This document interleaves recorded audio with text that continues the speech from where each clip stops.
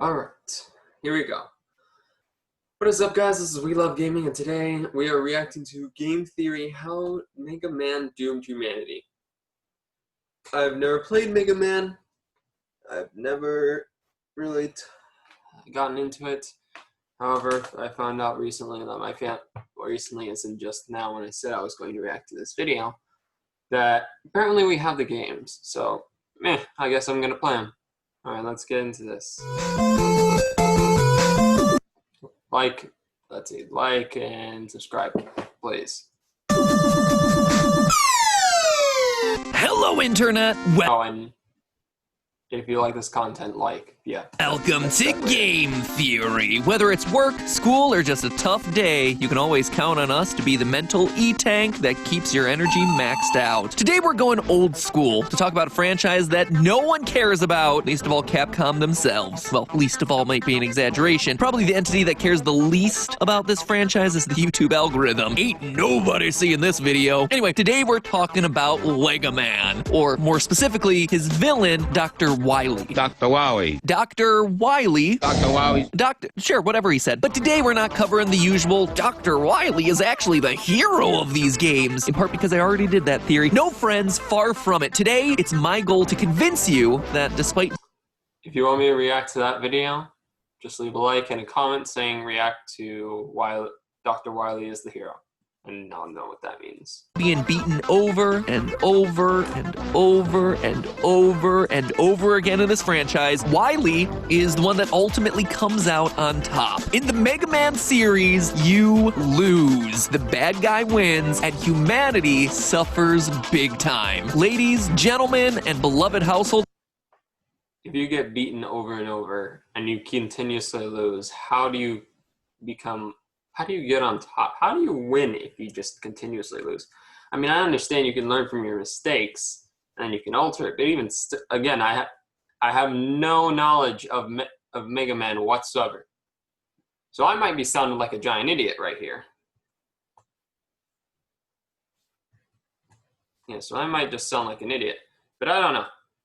Let's just see. Appliances, strap into your rust jet and get those busters a-chargin'. We're about to ruin Mega Man. Before digging into this theory too much, it's important to recognize that the Mega Man timeline is essentially broken into four main chunks: Mega Man Classic, Mega Man X, Mega Man Zero and ZX, as well as Mega Man Legends. Except there's a twist here. As early as the first game of the series, there's something deeper at work. You can actually see Wily learning, growing, evolving in his techniques, creating a massive character arc that spreads through a huge chunk of the Mega Man series. And if you read between the lines throughout the course of Mega Man Classic to Mega Man Legends, you'll soon see that after years and years of defeat, Wily accepts his death as an inevitability. He begins developing ways to keep his conscience alive, and he eventually succeeds in destroying all of humanity. Wily doesn't just win by the end of this series, he dominates. And how do we know all that? Well, it all starts with the OG Mega Man on the NES. Throughout all of the classic games, we watch as Wily learns and steals from his rival, Dr. Light. It's never told to us explicitly, but rather it's much more subtle storytelling happening through the increasingly complicated development of Wily's robot masters. Using the Japanese manual for Mega Man 1, Dr. Light receives news stating, quote, "The robots you developed are going out of control, one after the other. At this rate, robots will take over humankind." Of course, Light has no idea what the message is referring to, but quickly makes the connection that Dr. Wily modified the robots that he developed. So when the series starts, Wily is forced to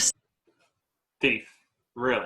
steal Dr. Light's robots to achieve his ends. And even though he ends up losing, the experience was useful, because by the next game, Wily has actually figured out how to build his own evil robots. In the 1991 Rockman character collection, we're told by Dr. Light, it seems he's somehow managed to complete 8 of his own combats. Begins a pattern. Wily is constantly losing, but also improving himself based on the events from the previous game. In Mega Man 3, we see in the third castle stage that Wily's progressed to creating his own rudimentary Mega Man clones. These Mega clones make a nice blueprint for him to build upon, leading us to Mega Man 5 and the introduction of the Dark Man series. Unlike other robot masters who are named based around a certain function, Dark Man is the name given to 4 different robots, with only Roman numerals differentiating between them. These guys are particularly interesting as they mimic Dr. Wily's growth in the most literal way. Darkman 1 has tank treads and represents Dr. Wily's early and inexperienced robot development. Darkman 2 has legs, more complicated on the movement side, and electromagnetic shields, but no Buster. Darkman 3 is all Buster, no shield, and Darkman 4 combines shield and firearms and legs in an effort to mimic Proto-Man. Across the 4 stages of Wily's castle in Mega Man 5, we see the evil Doctor's design process becoming more and more sophisticated, from tank treads to one of the hardest fights that you'll encounter in the classic series. Unless, of course, you have Beat the Bird, in which case it's a bit of a cakewalk. Mega Man...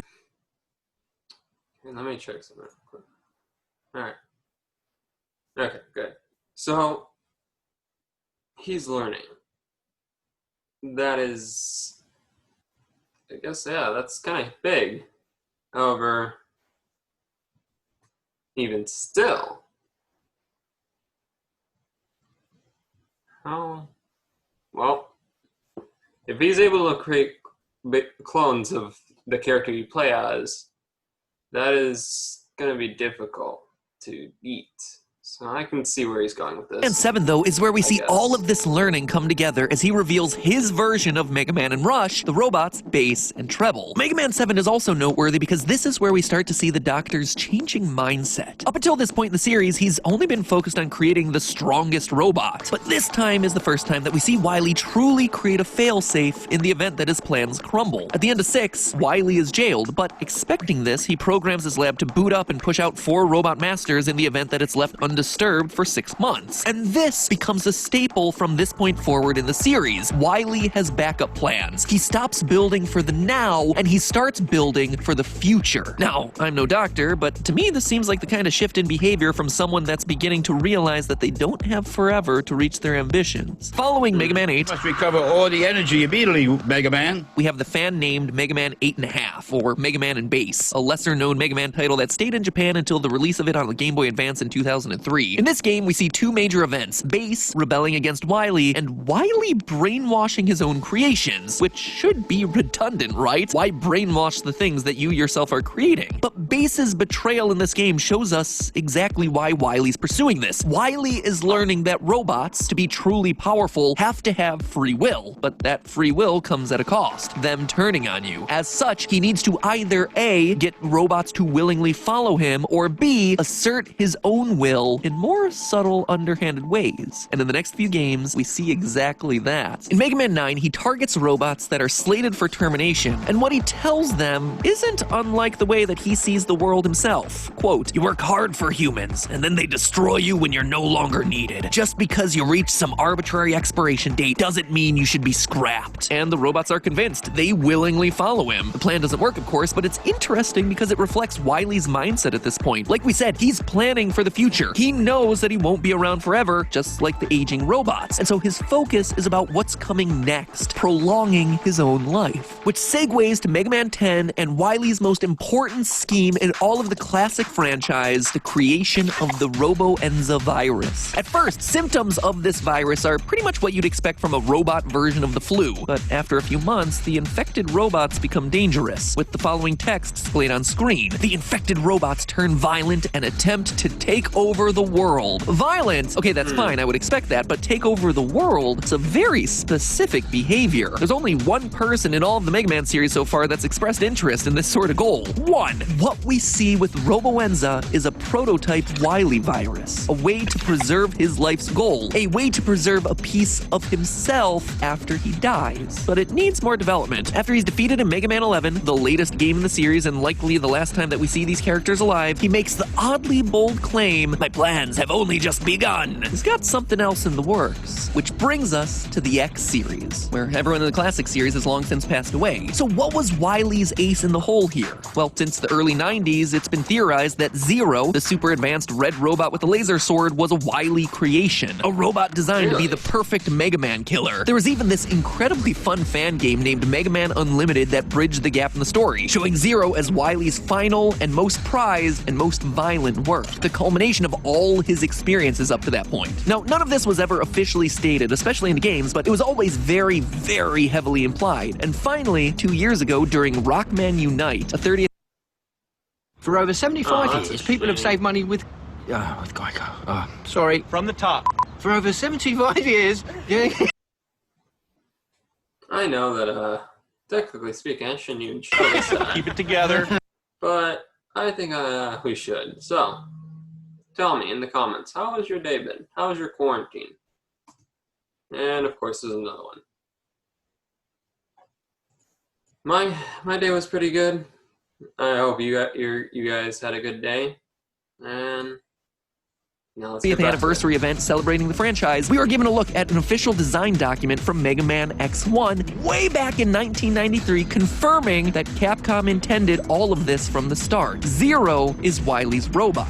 But how does this help us with the theory? Well, it's simple. Did you catch the peculiar note under the Zero project? Wily dies at the same time Zero is completed, and yet Zero is in stasis when he's discovered almost 100 years later. It's presumed that Zero was sealed off because he was too violent to be controlled, but an all-powerful berserk robot kills their creator and takes a nap for 100 years? It doesn't make sense. Now, you'll notice another branch on this flowchart, Wily's Robot Virus project, the evolution of his Robo-Enza plan from Mega Man 10. We know from that game that he was infusing elements of himself, his plans for world domination, into early versions of that virus. So we know Wily injecting his will into a virus and thus infecting robots isn't all that far-fetched. And though the chart says Wily died before the virus was completed, remember, this is from very early in the design process for these games. In Mega Man Power Fighters 2, Wily alludes to something much different. With this robot and my other project complete, the world will be mine. It all leads to one conclusion. The virus, quite literally, is Dr. Wily, his consciousness or his will or something like that. It's infused into Zero and Zero's stasis pod, waiting to be unleashed onto the world. Now, that may seem like a stretch, but consider this. In a cutscene of X4, we see the classic Wily W flash across Zero's forehead just before good guy Sigma shatters it with his giant Reploidy fist. Zero is taken to the mechanic, and when he wakes, he's totally cool. He's a changed robot. But you know who suddenly has a taste for violence? Sigma. Wily, via the virus, has passed from Zero to Sigma. I know that the flowchart says that Zero being built to be bad is made good by the evil virus, and so the two negatives equal a positive, but that seems, well,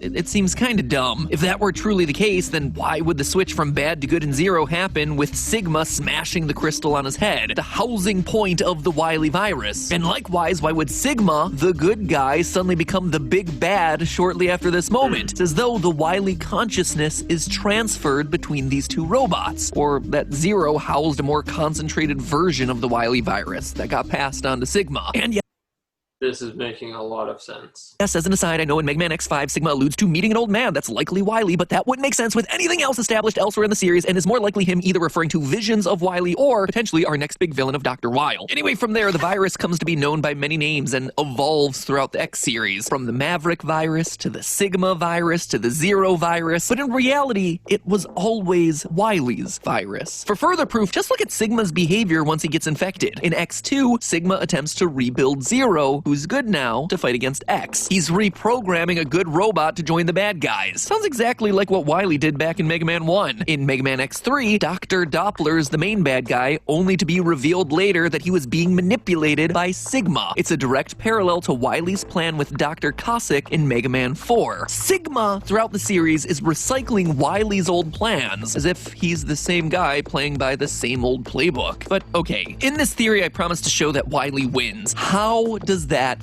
happen? Well, from this point forward, Wily, through Sigma and the virus, plunges the world into a constant state of war. Cities are destroyed, space stations fall to Earth, thousands of human and robot lives are lost at the hands of this robot war. Wily, through his final two actions of creating Zero and a robovirus, sends the world into hundreds of years of bloodshed. In order to defeat the virus once and for all, scientists resort to using Zero's body to create a sort of antibody. This Sigma antibody program using Zero results in the creation of what comes to be called the Mother Elf. This elf destroys the virus once and for all and ends the Maverick Wars. Hooray, hurrah! It would seem that Wily's influence has come to an end, except for one problem. The elf gets corrupted by another evil scientist named Dr. Wile. No relation. Or is there? There isn't really, as far as I can tell. And this sends the world into yet another series of wars, the Elf Wars, which is the plot of the Mega Man Zero series. And who's responsible responsible for those elf wars. Zero himself. So much so that the original Zero exiles himself away multiple times. There are even clones of him made to become some of the most threatening murder bots on the planet. These wars, which last 4 years and ultimately are only happening because Zero the robot is a thing that exists, end up being more destructive than the Maverick Wars, resulting in 90% of Reploids and 60% of all humans on Earth being killed. And all of it, again, is tying back to Wily's creation of Zero and the virus. Humanity needed a cure for the virus, they used Zero, and everything went to heck. All of it creating chaos hundreds of years after his death. There's also the ZX series mixed in there where the lines between human and robot get super blurry due to biometals, but that's kind of a side point here. Anyway, all this destruction on Earth from the various wars, coupled with a massive flood, eventually forces humanity to have to retreat to safety in space, where we enter the final phase of the Mega Man timeline, Mega Man Legends, set thousands of years after the ZX titles. In Legends, we meet the Master, the last of the original humans.